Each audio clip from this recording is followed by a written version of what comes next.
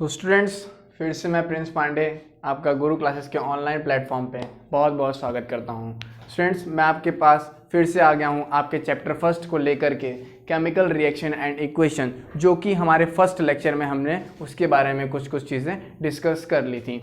अब स्टूडेंट्स, वही चैप्टर का लेक्चर फर्स्ट और पार्ट सेकेंड हम आज डिस्कस करेंगे। स्टूडेंट्स, चैप्टर को स्टार्ट करने से पहले मैं आपको बता दूं कि प्लीज़ हमारे चैनल को लाइक करिए, सब्सक्राइब करिए और शेयर करना तो बिल्कुल मत भूलिए। और स्टूडेंट्स, आपका जो प्यार हमको मिलता रहेगा, आपका सपोर्ट हमको मिलता रहेगा, तो हम अपना बेस्ट देने की कोशिश करेंगे। स्टूडेंट्स, आप मेरे कंटेंट को समझिए, जो इसमें लिखा है आप उसको ही पढ़िए। मैं प्रॉमिस करता हूं कि कोई भी ऐसा क्वेश्चन नहीं होगा जो आप नहीं अटेम्प्ट कर पाएंगे।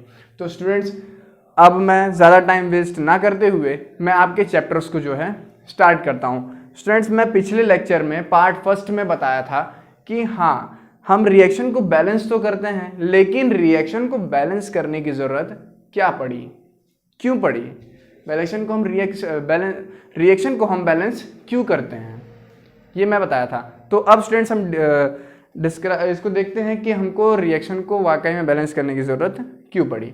तो स्टूडेंट्स, इसका सबसे मेन रीज़न जो है वो क्या है, law of conservation of mass. Law of conservation of mass जिसको हम कहते हैं, अब law of conservation of mass होता क्या है हम जान लेते हैं। Matter can nether be created nor destroyed in a chemical reaction. क्या बोलता है कि मैटर जो है, केमिकल रिएक्शन जब होती है हमारी, तो उसमें जो मैटर होता है ना ही बनता है और ना ही खत्म होता है। जितना वो होता है, जितना अमाउंट हम उसका लेते हैं, उतना ही अमाउंट वो प्रोडक्ट साइड भी बनता है। जितना अमाउंट हमारा रिएक्टेंट साइड होता है, उतना अमाउंट हमारा प्रोडक्ट साइड भी बनता है। तो वही law of conservation of mass बताता है कि मैटर को हम ना ही बना सकते हैं और ना ही खत्म कर सकते हैं केमिकल रिएक्शन के दौरान। ठीक है, क्या बोल रहा है कि केमिकल रिएक्शन के दौरान मैटर ना ही बनता है और ना ही खत्म होता है। ठीक है, अब सेकंड पॉइंट हमारा क्या है कि so number of elements involved in a chemical reaction should remain same on both side reactant and product side। क्या बोल रहा है कि नंबर ऑफ एलिमेंट्स, जितने हम एलिमेंट्स लेंगे वो सेम होगा, प्रोडक्ट साइड भी और रिएक्टेंट साइड भी, दोनों ही साइड क्या होता है, सेम होता है। इसीलिए हम रिएक्शन को क्या करते हैं, बैलेंस करते हैं। मेन रीजन मैंने आपको बता दिया कि law of conservation of mass. कोई भी आपसे पूछे कि हाँ हम रिएक्शन को बैलेंस क्यों करते हैं, तो आप बता दीजिए बेशक होकर कि law of conservation of mass के लिए, क्योंकि law of conservation of mass बताता है कि मैटर को ना ही हम बना सकते हैं और ना ही खत्म कर सकते हैं। ठीक है स्टूडेंट्स, तो आगे हमारा नेक्स्ट टॉपिक क्या है, टाइप्स ऑफ केमिकल रिएक्शन। अब केमिकल रिएक्शन तो हमने पढ़ लिया, अब उसके कितने टाइप्स होते हैं, यानी कितने टाइप्स के रिएक्शन होते हैं वो हम पढ़ेंगे। तो स्टूडेंट्स, मैं आपको बता दूं कि पूरे 5 टाइप्स के रिएक्शन होते हैं। केमिकल रिएक्शन आपके पूरे कितने टाइप्स के होते हैं, 5 टाइप्स के। फर्स्ट आपका कॉम्बिनेशन रिएक्शन होता है, सेकंड आपका डिस्प्लेसमेंट रिएक्शन होता है, थर्ड आपका डबल डिस्प्लेसमेंट होता है, फोर्थ आपका होता है डिस्प्लेसमेंट हो गया, डबल डिस्प्लेसमेंट हो गया और डिकम्पोजिशन रिएक्शन हो गया, और आपका फिफ्थ जो होता है वो ऑक्सीडेशन एंड रिडक्शन होता है। तो स्टूडेंट्स, आज हम पूरे 3 रिएक्शन को डिस्कस करेंगे, फिर जो है हम अगला जो 2 हमारा रिएक्शन बचा रहेगा वो हमको पार्ट 3 में जो उसको डिस्कस करेंगे। ठीक है स्टूडेंट, तो फर्स्ट हमारा जो रिएक्शन है वो कौन सा है, कॉम्बिनेशन रिएक्शन। कॉम्बिनेशन रिएक्शन क्या होता है, combination reaction the reaction in which 2 और more substance combine to form a single product. Combination reaction student क्या होता है कि एक और एक से ज्यादा सब्सटेंस, इन विच 2 और more substance combine to form a single product.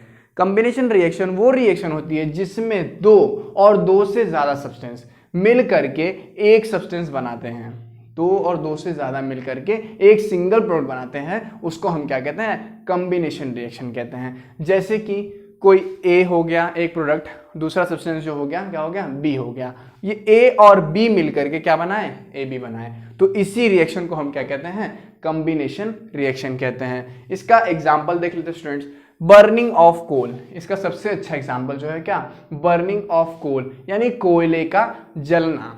जैसे कोयले में क्या होता है, कार्बन हमने लिया और ऑक्सीजन लिया, कार्बन और ऑक्सीजन, कार्बन और ऑक्सीजन को जो मिला करके हमारा क्या बनता है, कार्बन डाइऑक्साइड, जो कि हमारे प्लांट्स को बहुत ज़रूरी होता है। ठीक है, जैसे हम ऑक्सीजन लेते हैं वही हमारे प्लांट्स को क्या चाहिए होता है, कार्बन डाइऑक्साइड चाहिए होता है। तो दो सब्सटेंस मिल करके, पहला हो गया कार्बन और दूसरा हो गया ऑक्सीजन, कार्बन और ऑक्सीजन मिल करके कार्बन डाइऑक्साइड बनाए, तो ये हमारा क्या हो गया, कॉम्बिनेशन रिएक्शन हो गया। इसका सेकंड एग्जांपल हम देख लेते हैं, फॉर्मेशन ऑफ वाटर, पानी का बनना। हाइड्रोजन गैस मिल करके और ऑक्सीजन गैस मिल करके हमारा क्या बनाते हैं, वाटर बनाते हैं। ये भी एक कॉम्बिनेशन रिएक्शन का एग्जांपल हो गया। क्या हो गया, हाइड्रोजन H2 गैस, ये फर्स्ट सब्सटेंस, और हमारा सेकंड सब्सटेंस जो हो गया वो ऑक्सीजन हो गया, और फर्स्ट एंड सेकंड मिल करके एक प्रोडक्ट बनाए जो कि क्या है, वाटर है। दोनों ही गैस मिल करके क्या बना लिए, लिक्विड बना लिए। ठीक है स्टूडेंट्स, अब हमारा सेकंड जो रिएक्शन होगा वो कौन सा होगा, decomposition reaction.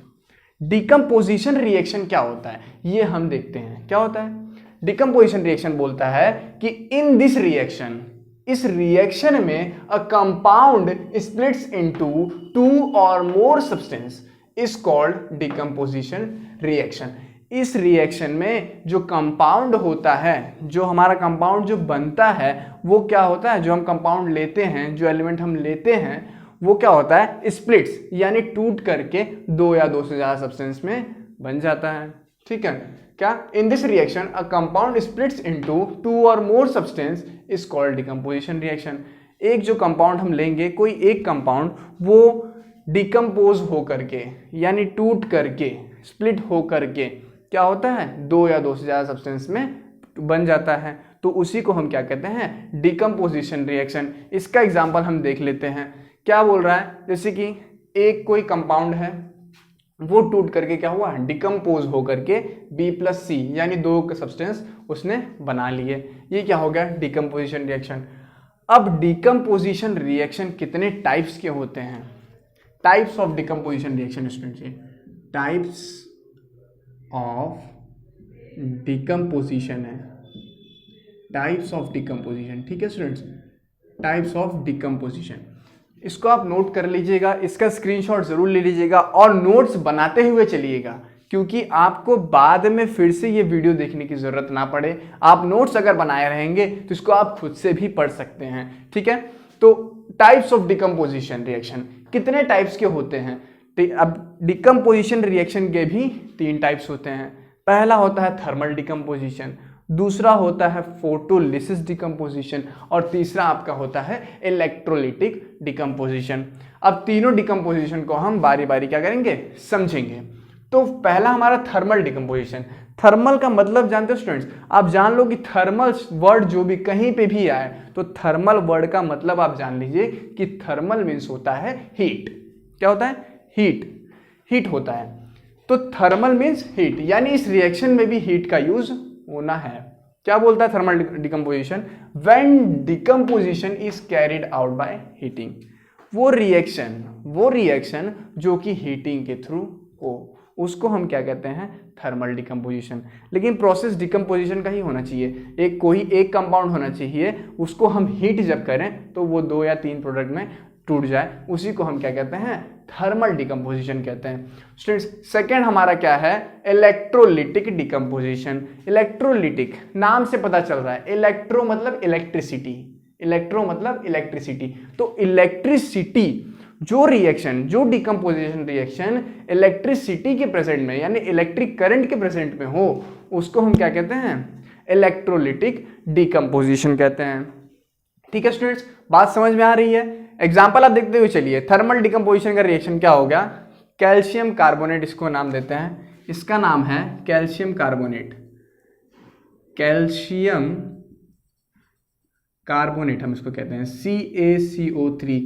Calcium carbonate student होता क्या है, आपने चौक देखा है ना, व्हाइट चौक जो होता है ब्लैक बोर्ड पे हम यूज करते हैं, उसी को हम कैल्शियम कार्बोनेट कह सकते हैं। ठीक है, ये क्या है, कैल्शियम कार्बोनेट को हीट किए तो ये क्या बना लिया, कैल्शियम ऑक्साइड, इसका नाम क्या है, कैल्शियम ऑक्साइड, इसको हम क्या कह सकते हैं, कैल्शियम ऑक्साइड। ठीक है, और ये हमारा कार्बन डाइऑक्साइड है, ये आपको अच्छी तरीके से पता ही है। Carbon dioxide. ठीक, तो थर्मल डिकम्पोजिशन में हमने क्या बताया था कि हीटिंग के थ्रू होता है। तो कैल्शियम कार्बोनेट जो है 2 प्रोडक्ट में टूट गया हीट करते हुए, तो ये क्या हो गया, थर्मल डिकम्पोजिशन। और इलेक्ट्रोलिटिक डिकम्पोजिशन का एग्जांपल मैंने बोला क्या, H2O जो है इलेक्ट्रिक करंट में अगर पास किया जाए तो वो हाइड्रोजन गैस और ऑक्सीजन गैस में क्या होगा, डिकम्पोज हो जाएगा, टूट जाएगा, स्प्लिट हो जाएगा। ठीक है, अब आता है आपका third, photolysis decomposition. Photolysis decomposition का मतलब स्टूडेंट क्या होता है कि वो डिकम्पोजिशन रिएक्शन जो कि सनलाइट के प्रेजेंट में हो, किसके प्रेजेंट में, सनलाइट के प्रेजेंट में हो, उस डिकम्पोजिशन रिएक्शन को हम क्या कहते हैं, फोटोलिसिस डिकम्पोजिशन रिएक्शन कहते हैं। ठीक है, इसका एग्जांपल आप देख लीजिए कि AgCl, इसको हम कहते हैं सिल्वर क्लोराइड। इसका नाम मैं यहाँ पे लिख देता हूँ, सिल्वर क्लोराइड। क्या होता है, सिल्वर क्लोराइड। ठीक है, सिल्वर क्लोराइड को जब हम सनलाइट के प्रेजेंट में रिएक्ट कराते हैं तो वो सिल्वर और क्लोरीन गैस में जो है, ये गैस है, सॉरी यहाँ सॉलिड नहीं है, ये गैस है। ठीक, तो सिल्वर में और किसमें, क्लोरीन गैस में क्या होता है, टूट जाता है। तो इसी को हम क्या कहते हैं, फोटोलिसिस डिकम्पोजिशन रिएक्शन। क्या होता है आप समझ ही गए होंगे।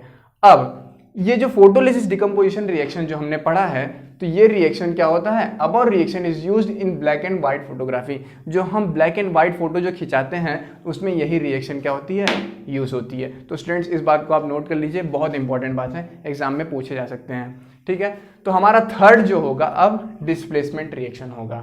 डिस्प्लेसमेंट रिएक्शन क्या होता है, डिस्प्लेसमेंट रिएक्शन के बारे में हम डिस्कस करते हैं। About reaction, the reaction in which more reactive element displaces less reactive element. क्या बोल रहा है कि जो डिस्प्लेसमेंट रिएक्शन होती है वो कौन सी रिएक्शन होती है, इन विच मोर रिएक्टिव एलिमेंट, जो ज्यादा रिएक्टिव एलिमेंट होते हैं वो क्या करते हैं, डिस्प्लेस करते हैं लेस रिएक्टिव एलिमेंट को। लेस रिएक्टिव एलिमेंट यहाँ पे मिस हो गया। ठीक है, तो क्या होगा, the reaction in which more reactive element, जो ज्यादा रिएक्टिव वाले एलिमेंट होते हैं वो लेस रिएक्टिव, कम रिएक्टिव एलिमेंट क्या करते हैं, डिस्प्लेस करते हैं, उनकी जगह पे वो आ जाते हैं और उनको उनकी जगह से हटा देते हैं। तो वही होता है क्या, डिस्प्लेसमेंट रिएक्शन। डिस्प्लेस का मतलब ही होता है कि एक की जगह पे दूसरा कोई एलिमेंट आ जाए, तो क्या हो गया, वो डिस्प्लेस हो गया। तो उसी के सॉल्यूशन में, फ्रॉम इट्स सॉल्यूशन, तो वही रिएक्शन हमारा क्या होता है, डिस्प्लेसमेंट रिएक्शन होता है। जैसे कि आप एग्जांपल देख सकते हैं, ये आयरन है, Fe को हम कहते हैं आयरन। ठीक, और ये कॉपर सल्फेट है, CuSO4, कॉपर सल्फेट इसका नाम है, नाम भी आप लिखते चलिएगा स्टूडेंट। ठीक है, कॉपर सल्फेट। और ये क्या है, आयरन सल्फेट, यानी फेरस सल्फेट जिसको आप कह सकते हो। ठीक है, ये क्या है, फेरस सल्फेट है। ठीक है,